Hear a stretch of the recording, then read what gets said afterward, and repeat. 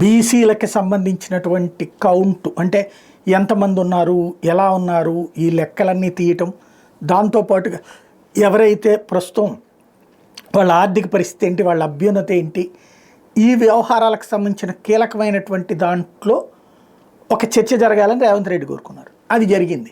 Number 1 అంటే ఇంతవరకు ఎవరు చేయలేని సాహసం తను చేసినట్టయింది. అట్ ద సేమ్ టైం దాన్ని రివర్స్లో మళ్ళీ బీఆర్ఎస్ బీజేపీ ఎప్పుడైతే అది సక్రమంగా లేదన్నారో దాన్ని సరిచేసేటటువంటి ప్రయత్నం చేసినటువంటి వ్యక్తిగా మరొక రికార్డు సాధించారు. ఇది నెంబర్ 2. నెంబర్ 3 వచ్చేటప్పటికి నరేంద్ర మోడీని విమర్శించడం ద్వారా ఇందులో ఉన్నటువంటి వేరే లోపం, అసలు ఈ బీసీలకు సంబంధించి బీసీ అని ఇంత అని చెప్తున్నారు కానీ ఏ కులం ఎంత అన్నటువంటి లెక్క చెప్పలేదు.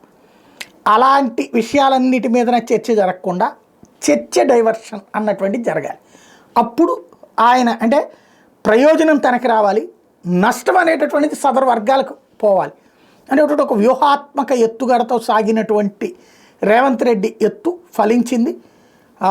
ఒక చక్కటి వ్యూహకర్తాన్ని నిరూపించుకుంటున్నాడు రేవంత్ రెడ్డి.